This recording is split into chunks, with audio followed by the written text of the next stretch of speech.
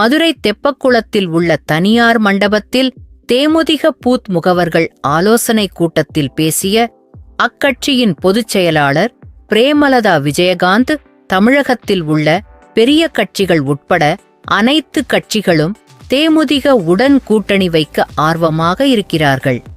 மக்கள் விரும்பும் மாபெரும் கூட்டணி நிச்சயம் அமையும்.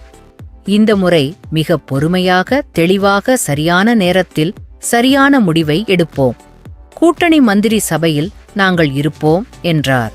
பின்னர் பிரேமலதா அளித்த பேட்டியில், யாருடைய கூட்டணியும் இன்னும் இறுதி செய்யப்படவில்லை. கூட்டணிகள் மாறலாம். தேர்தல் நேரத்தில் முடிவு தெரியவரும். 2026 சட்டமன்ற தேர்தலில் கூட்டணி ஆட்சி அமைப்பதற்கு நிறைய வாய்ப்பு இருக்கிறது என கூறினார்.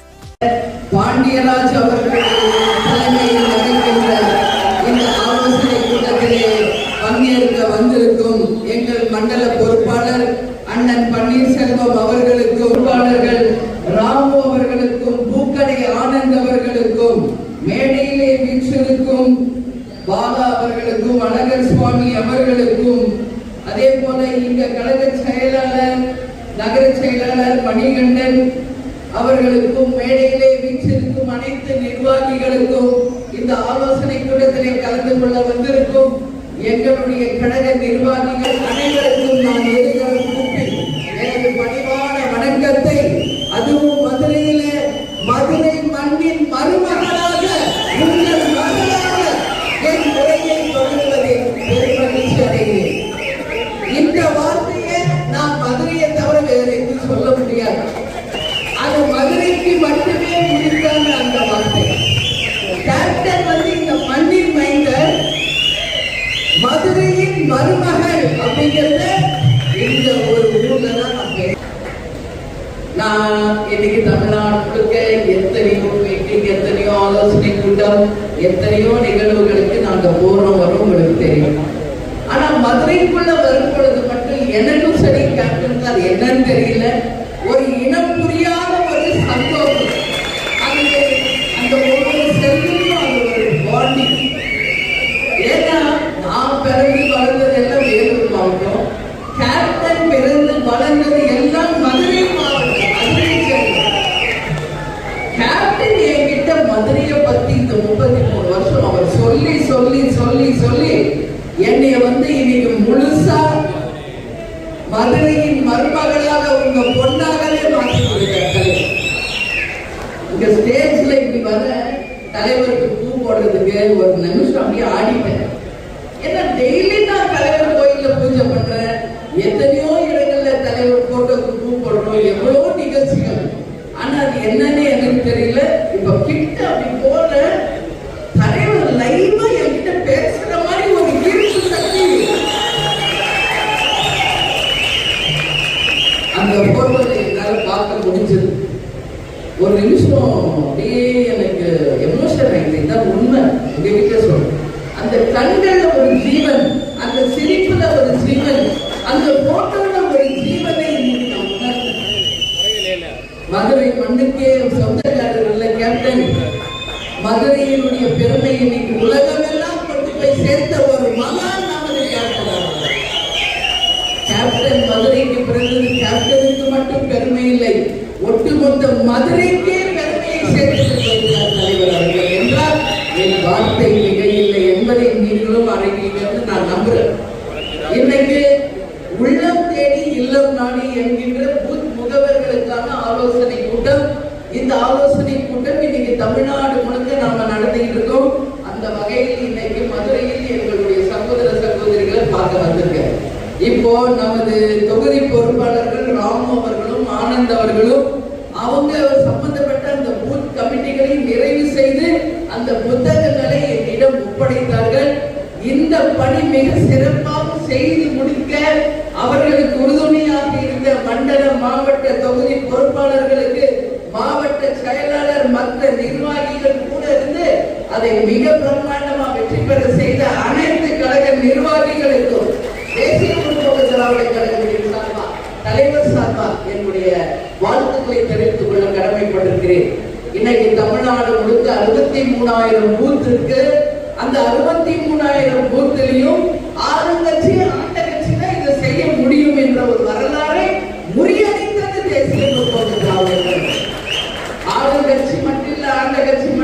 கிடையாது. 63,000 பூத்துலையும் BL2 ஃபார்ம் பண்ணி கலெக்டரிடம் ஒப்படைச்சு ஒப்புதல் ரசீது வாங்கிய ஒப்பற்ற இயக்கம் தேசிய முற்போக்கு திராவிட கழகம் என்பதை இன்னைக்கு தமிழகம் முழுவதும் நாம் நிரூபித்துக் கொண்டிருக்கிறோம் என்றால் இந்த உழைப்பும் அர்ப்பணிப்பும் தலைவர் மீது நீங்க வைத்த பற்றின் காரணமாக இந்த மாபெரும் வெற்றி உங்கள் வெற்றியாக தான் நான் அதை பார்க்கிறேன் என்பதை மிக பெருமையோட உங்க அண்ணியா உங்க அம்மாவா இதை நான் சொல்ல பெருமைப்படுகிறேன் என்பதை நேரத்தில் சொல்றேன். இன்னைக்கு தமிழ்நாடு முழுக்க அனைத்து தொகுதிக்கும் நாம் போறோம். உள்ளம் தேடி இல்லம் நாடி மற்றும் கேப்டனுடைய ரத யாத்திரை, மக்களை தேடி மக்கள் தலைவர் என்கின்ற ரத யாத்திரை இன்னைக்கு தமிழ்நாடு முழுக்க கேப்டன் ரத யாத்திரை வந்து நாளை மறுநாள் நீங்க மதுரைக்கு ரத யாத்திரை வருது. நீங்க எல்லாரும் வந்து தவறாம கலந்து கொள்ள வேண்டும் என்பதையும் உங்களுக்கு அன்பு வேண்டுகோளாக வைக்கிறேன். நம்ம திருப்பரங்குன்றம் அங்க முருகனுடைய கோயிலிருந்து கேப்டனுடைய ரத யாத்திரை தொடங்குது என்பதை இந்த நேரத்தில் சொல்றேன்.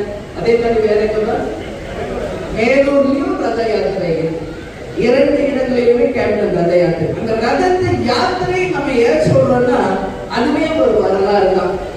ஏன்னா இப்பதான் நான் கிராஸ் பண்ணி வந்தேன். எங்க மதுரை மீனாட்சி கோயில், நம்மளுடைய திருமலை நாயக்கர் மஹால் எல்லாம் கிராஸ் பண்ணி தான் நான் இங்க வந்தேன்.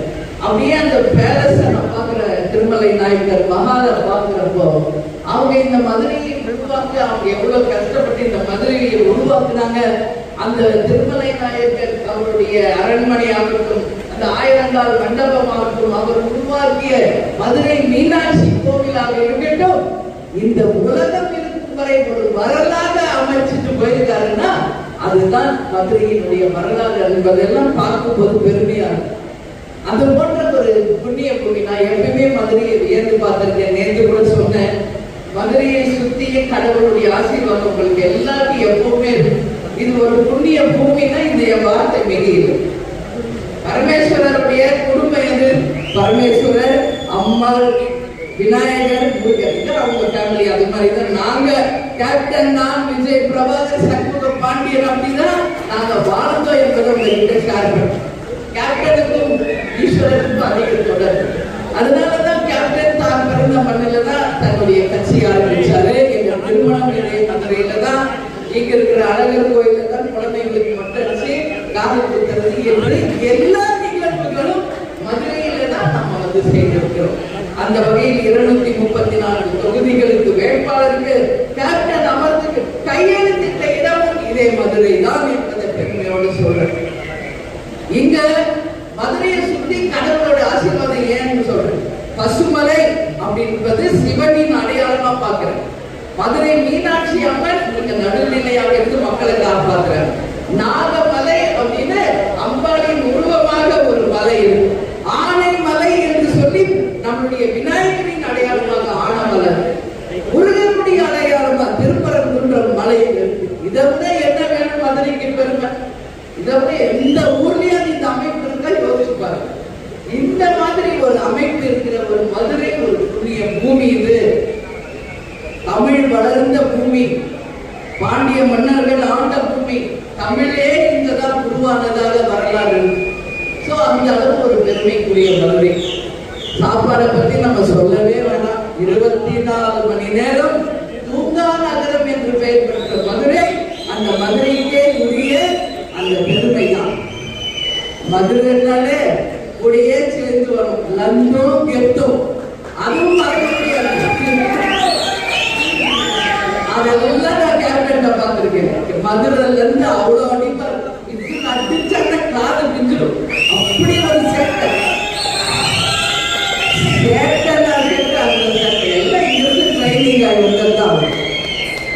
திரை உலகமே இன்னைக்கு கேப்டனை கொண்டாடுது அப்படின்னா அந்த பாரம்பரியம். இந்த ரைஸ் மில்ல தொடங்கிய அவர் வாழ்க்கை சினிமால வந்து இன்னைக்கு பேர் புகழோட உச்சத்தை அடைந்து நடிகர் சங்க தலைவராக மாறி இன்னைக்கு தேசிய முற்போக்கு திராவிட கழகத்தின் தலைவராக வந்து தமிழ்நாட்டின் 2-3 தொகுதிகளில் எம்எல்ஏ ஆகவும் எதிர்கட்சி தலைவராகவும் வெகு குறுகிய காலையில் அவர் வந்து மக்களுக்காக செய்த பணிகள் எந்த அளவும் வரலாறு.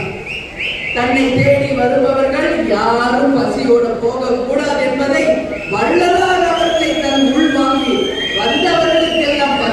நாட்டினுடைய ஒரு மன்னராக வாழ்ந்தவர்.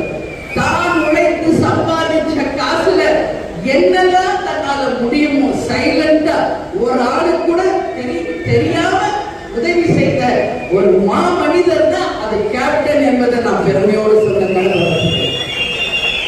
ஒரு 10 பேர் சோர்பட்ட உடனே விளம்பரம் பண்ற பூமியில நம்ம வாழ்ந்துருக்கோம். ஆனால் தன்னுடைய வாழ்க்கையில 45-50 ஆண்டு காலம் ரைஸ் மில்ல இருந்து நான் சொல்றேன்.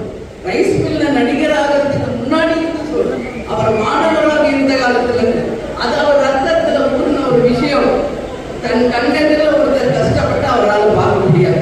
என்ன முடியுமோ எடுத்து அந்த டைம் எடுத்து கொடுத்துட்டு போயிட்டே இருப்பார்.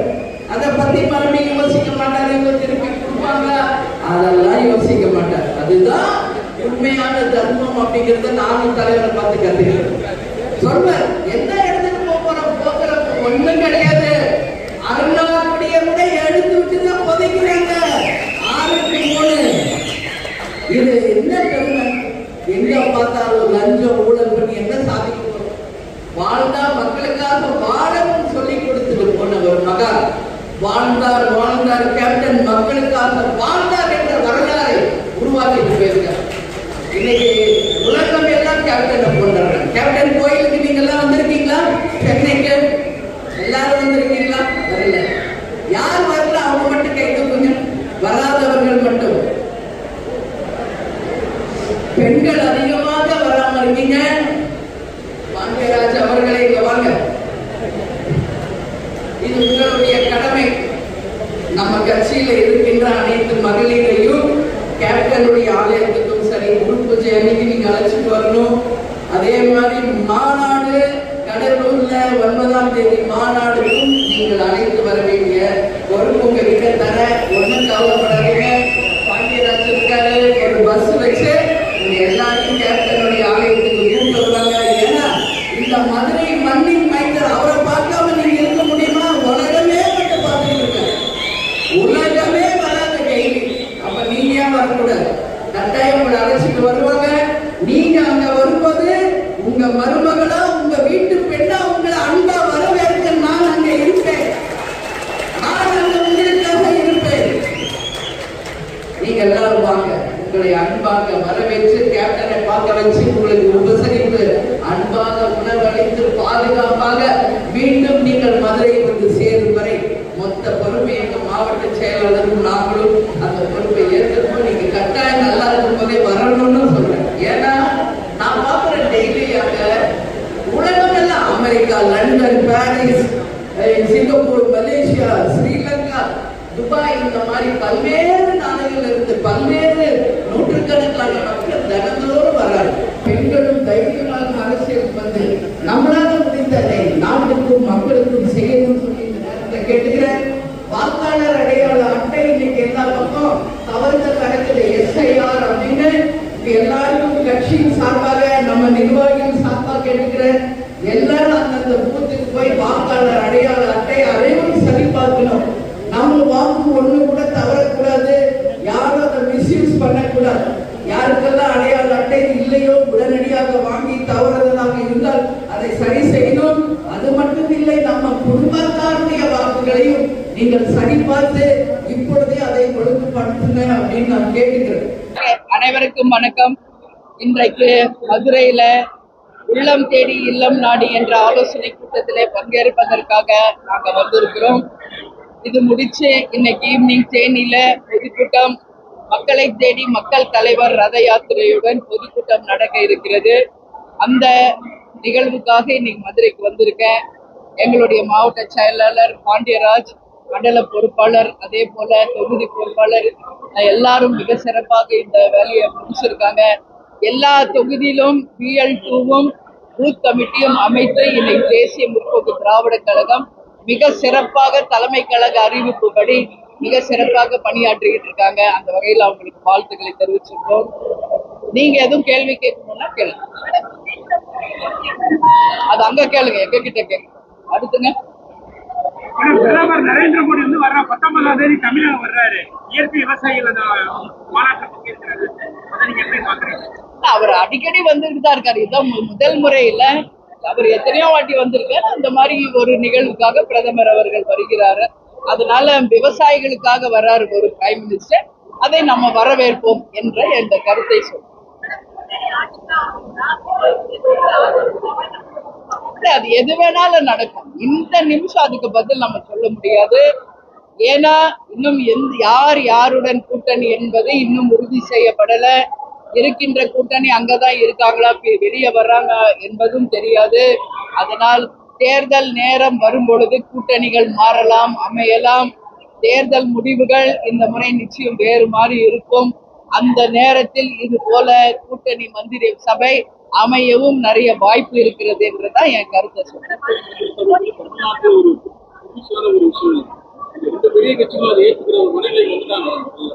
ஏத்துக்கிட்டாலும் ஏத்துக்கலன்னாலும் அதுக்கான சூழல் அமைந்து விட்டால் யாராக இருந்தாலும் அது ஏற்றுதான் ஆகணும்.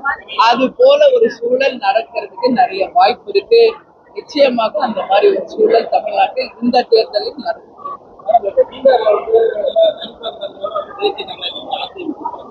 அவங்க வெற்றி தொடர்ந்து இருக்கின்ற மாதிரி நீங்க அவங்க அவங்க இன்னைக்கு பீகார்ல ஒரு மகத்தான வெற்றியை பெற்றிருக்காங்க. சாதாரண வெற்றி இல்ல, மிக பிரம்மாண்டமான வெற்றி. அதுக்குதான் நேற்று என்னோட பிரஸ் மீட் இதே மதுரையில அந்த கூட்டணிக்கும் சரி, பிரதமருக்கும் அமித்ஷாக்கும் நிதிஷ்குமாருக்கும் தேமுதிக சார்பா வாழ்த்து தெரிவிச்சிருக்கோம். அதனால அதே தான் இங்க தமிழ்நாட்டுல தொடருமான்னு இன்னைக்கு நம்ம சொல்ல முடியும். ஏன்னா அடுத்த கட்டம் இங்க யார் யார் கூட்டணி அமைக்கிறாங்க, அவங்க நகர்வுகள் எப்படி இருக்கு, இந்த மக்கள் அந்த கூட்டணியை ஏத்துக்கிறாங்களா, இதெல்லாம் இருக்குங்க. அதனால அவங்க நாங்க ஜெயிச்சிருக்கோம், அது இங்க தொடர்ந்து அவங்க கட்சி சொல்றாங்க. நாம அதுக்கு பொறுத்து இருந்துதான் பதில் சொல்ல முடியும். அது நேற்றே உங்களுக்கு தெளிவா சொல்லியிருக்கேன் இதே மதுரையில.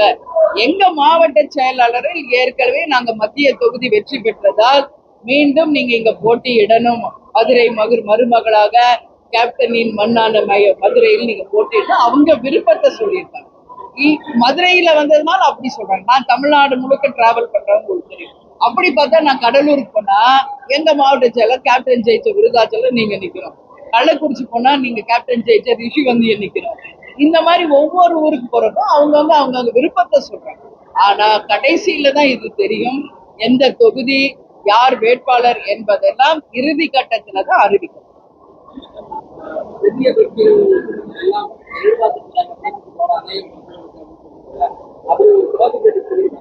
எல்லாரும் இப்ப தமிழ்நாட்டுல இருக்கிற அனைத்து கட்சியுமே எங்க தோழமை கட்சிகள் தான், இல்லைன்னு சொல்ல முடியுமா?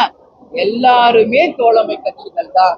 அதனாலதான் அதை சொல்றோம். நிச்சயம் அவங்க எல்லாரும் தேமுதிகவோட கூட்டணி வைக்க தயாராக இருக்கிறார்கள். ஆனால் தேமுதிகவை பொறுத்தவரை நிர்வாகிகளையும் மாவட்ட கழக செயலாளர்களையும் அழைத்து மக்கள் மனநிலையும் ஆராய்ந்து நிச்சயமாக ஒரு நல்ல முடிவை எடுப்போம் தான் சொல்றேன்.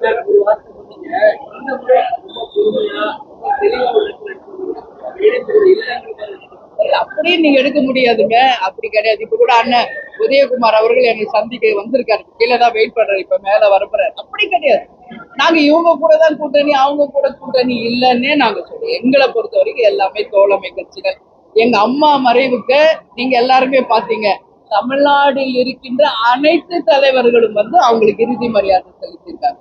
பாரத பிரதமர் ஒருவருக்கு கண்டோலன்ஸ் தெரிவிச்சிருக்காரு இந்தியாவிலேனா அது எங்க அம்மாவுக்கு தானே. அந்த பெருமை கேப்டனுக்கும் என் தாயாரையும் சேரும். அந்த மாதிரி தேமுதிகவை பொறுத்தவரைக்கும் 20 வருஷம் ஆயிட்டோம். எல்லாரோடையும் தோழமையோடு நட்போடு தான் இன்னைக்கு வரைக்கும் இருக்கும். அதற்கான மரியாதையின் பிரதிபலிப்பா தான் அதை நான் பாக்குறேன். அது நிச்சயம் வருகின்ற தேர்தலில் மகத்தான கூட்டணி அமைந்து மிகப்பெரிய வெற்றியை பெறுவோம் என்று சொல்றேன். தமிழகத்துல போதை கஞ்சானால எந்த அளவுக்கு சட்டம் ஒழுங்கு இருக்கு, குற்றங்கள் அதிகரிச்சிருக்கு, அதை நீங்க எப்படி நிச்சயமா சட்டம் ஒழுங்கு கேள்விக்குறிதான். முதல்ல அதை பத்தி சொல்றதே நாங்க தான். எல்லா பகுதி இந்த இடம் அந்த இடம் கிடையாதுங்க. நம்ம ஊட்டியில இருந்து கன்னியாகுமரி வரைக்கும், கோட்டை முதல் குமரி வரை என்று சொல்லக்கூடிய அளவு எல்லா இடத்திலும் சட்டம் ஒழுங்கு கேள்விக்குறியா இருக்கு. பெண்கள் பாலியல் வன்கொடுமைகள், கொலை கொள்ளை பட்ட பகுதியே இதெல்லாம் நடக்கிறது கண்கூட நம்ம பார்த்துட்டு இருக்கோம். இப்ப கூட ஒரு வாரத்துக்கு முன்னாடி விருதுநகர்ல இரட்டை கொலையை பார்த்தோம், திருநெல்வேலியில பாக்குறோம், தூத்துக்குடியில பாக்குறோம், எவ்வளோ இன்னைக்கு லாக்அப் கொலைகளை பாக்குறோம். இந்த மாதிரி பல்வேறு நிகழ்ச்சிகள் நடந்துகிட்டு இருக்கு. இதெல்லாம் ஒரு பக்கம் இருந்தா மணல் கொள்ளை, மாஃபியா கும்பல் மாதிரி இன்னைக்கு இருக்கிற கனிம வளத்தை எல்லாம் கொள்ளையடிக்கிறாங்க. லஞ்ச ஊழல் ஒரு பக்கம், டாஸ்மாக் ஒரு பக்கம் என்று எல்லா இடத்துலயும் இது இருக்கு. இதெல்லாம் நிச்சயம் மாறணும். இதெல்லாம் இல்லாத ஒரு தமிழ்நாடு வரணும் என்பதுதான் தேமுதிக. திமுக ஆட்சிக்கு வந்தால் மதுவிலக்கு கொண்டு வர மாதிரி தேர்தல் அறிக்கையில கொடுத்தாங்க. ஆனா மதுவிலக்கு சம்பந்தமா எதுவுமே குறைக்கும்.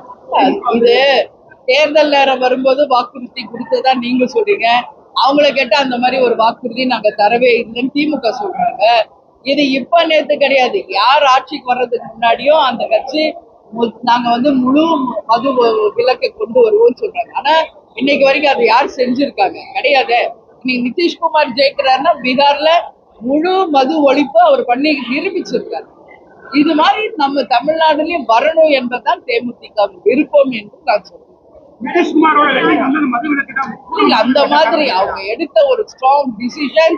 அவங்க இன்னைக்கு மிக சிறந்த ஒரு முதல்வராக அவர் தன்னை நிரூபித்ததும் சரி, பலமான ஒரு கூட்டணி அமைத்ததும் சரி, அவர் மேல இருக்கிற ஒரு மக்களுக்கான மரியாதையும் தான் இவ்வளவு பெரிய ஒரு பிரம்மாண்ட வெற்றி அவங்களுக்கு.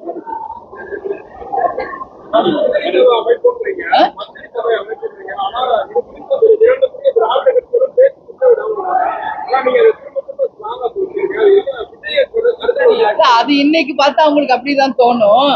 தேர்தல் முடிஞ்சு தேர்தல் முடிவுகள் வருது இல்ல, அப்ப நான் சொன்னது என்னன்னு உங்களுக்கு புரியும். நிச்சயமாக அதுக்கான ஒரு சூழல் இந்த தேர்தலில் அமையும். அப்போ நான் சொன்ன வார்த்தைகள் நிச்சயம் நடக்கும் என்பதுதான் என்னுடைய வார்த்தை.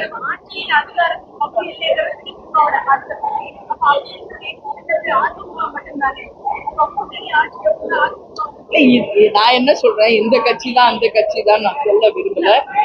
இல்ல அது தெரியாது, அப்படி கிடையாது. நீங்க சொல்ல அவங்களுடைய கொள்கைன்னு அப்படி ஒரு சூழல் வந்தால் ஏன் ஏற்றுக்கொள்ள கூடாதுன்னு தான் நாங்க கேட்கிறோம். இது ஜனநாயக நாடு தானே, எல்லாருக்கும் ஜனநாயக நாட்டுல ஓட்டு உரிமை இருக்குல்ல. அப்ப அந்த அதிகார பகிர்வும் எல்லாருக்கும் சமமா கொடுக்கறதுல தப்பில்லைன்னு தான் நாங்க சொல்றோம்.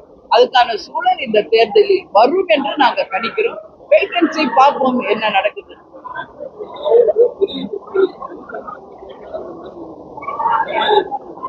ஏற்கனவே அது நடந்தது தானே. இது ஏற்கனவே தனி பெரும்பான்மை இல்லாமல் திமுக ஆட்சி அமைத்திருக்கிறது. தனி பெரும்பான்மை இல்லாம அதிமுக ஆட்சி அமைத்து இது நடக்கிற ஒரு விஷயம் தான். அப்போ அந்த மாதிரி ஒரு சூழல் இருந்தது. இந்த முறை அப்படி ஒரு சூழல் வரும்போது அது மாறுவதற்கு வாய்ப்பு இருக்குன்னு நான் சுகாதாரற்ற மாநகரம் இந்தியாவிலே முதல் மாநகரம் மதுரை. 2 நாளா மதுரையில் நீங்க இருக்கீங்க. நீங்க நேரடியா பார்த்தாலும் எப்படி இருக்கு? நீங்க அதை கேட்டு மறுபடியும் என்ன காயப்படுத்துறீங்க. இப்பதான் மதுரையின் மருமகள், மண்ணின் மைந்தரின் மனைவிலாம் சொன்ன.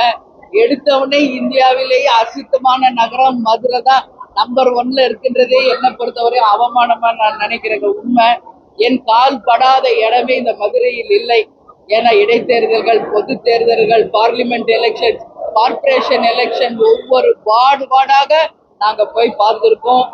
அப்போ இன்னைக்கு அந்த அளவு மதுரை சுத்தம் இல்லாத ஒரு மாநகர் அப்படின்னு நினைக்கும் போதே தலைகுனிவா அதை நான் பாக்குறேன். இந்த நிலை மாறணும். ஏன்னா நேத்தே உங்களுக்கு சொன்ன இதே பிரஸ் மீட்ல மதுரை மாநகர்ல நடந்த ஊழல்கள் தான் இதற்கு காரணம். கார்பரேஷன்ல ஒரு மேயராக இருந்தவர், அவருடைய கணவர் கைது செய்யப்பட்டிருக்கார். ஊழல் நிரூபிக்கப்பட்டிருக்கு. அதனாலதான் மேயர் இன்னைக்கு ராஜினாமா பண்ணிட்டாங்க.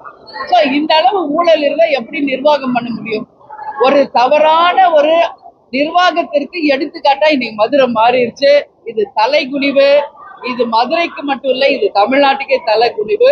நிச்சயம் இந்த நிலை மாறி தமிழ்நாட்டிலேயே பெஸ்ட் மாநகர் மதுரைன்னு வரணும்னு நான் நினைக்கிறேன். அது கட்டாயம் நடக்கும் என்று நம்புகிறேன்.